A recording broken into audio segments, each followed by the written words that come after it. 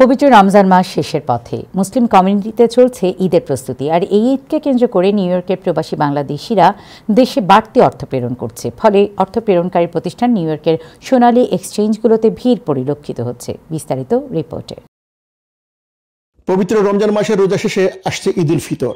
আসন্ন ঈদ উল ফিতর ঘিরে দেশের পরিবার পরিজনদের মাঝে ঈদের আনন্দ বয়ে দিতে প্রবাসীরা বাড়তি অর্থ প্রেরণ করছেন। এর জন্য তারা দেশের একমাত্র সরকারি অর্থ প্রেরণকারী প্রতিষ্ঠান নিউ ইয়র্কের সোনালী এক্সচেঞ্জগুলোতে ভিড় করছেন। সোনালী এক্সচেঞ্জের জামাইকা শাখার মাধ্যমে চলতি মাসে এ পর্যন্ত প্রায় $4 মিলিয়ন প্রবাসীরা দেশে প্রেরণ করেছেন।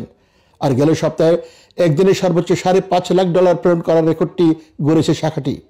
পবিত্র রমজান মাসে আমাদের জামাইকা সোনালী এক্সচেঞ্জ জামাইকা ব্রাঞ্চ থেকে $4 মিলিয়ন মতো টাকা যাচ্ছে, রেমিটেন্স যাচ্ছে, এবং একদিনে সর্বোচ্চ $5.5 লক্ষ আমরা পাঠাতে সক্ষম হয়েছি। অন্যান্য বছরের তুলনায় এবছর দেশে অর্থ প্রেরণে প্রবাসীদের মাঝে ব্যাপক সাড়া মিলছে, যা সর্বকালে রেকর্ড করতে চলেছে, জানালেন সোনালী এক্সচেঞ্জ জামাইকা শাখার কর্মকর্তা মনিউর রহমান।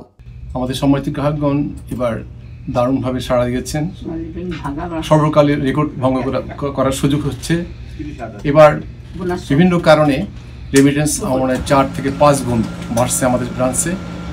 আমরা সকাল থেকে রাত অবধি কাজ করছি, তারপরে ক্লান্তি বোধ করি না। এই কারণে দেশের টাকা রেমিটেন্সের সঙ্গে আমরা সহযোগিতা করার সুযোগ পাচ্ছি। এটা একটা আশীর্বাদ। এবং সম্মানিত গ্রাহকগণ অত্যন্ত আমাদেরকে সাহায্য করে। যে কোনো বিষয়ে আমাদেরকে তারা ধৈর্য হারায় না। অনেক লম্বা লাইন থাকার পরেও 1.5 ঘন্টা 1 ঘন্টার পরে যখন দিতে আসে, তাদের তখন কোনো রকম অভিযোগ থাকে না যে দেরি করছেন কেন। তারা বুঝতে পারে যে আমরা এই কাউন্টারে অহেতুক দেরি করি না বা সময় নষ্ট করি না। যুক্তরাষ্ট্রের বাংলাদেশের সোনালী ব্যাংকের সাবসিডি প্রতিষ্ঠান সোনালী এক্সচেঞ্জ ইনক সরকারিভাবে দেশে অর্থ প্রেরণে একমাত্র প্রতিষ্ঠান হিসেবে প্রবাসীদের আস্থা ও বিশ্বস্ততার প্রতীকে পরিণত হয়েছে। দিন দিন বাড়ছে প্রতিষ্ঠানটির গ্রাহক সংখ্যা।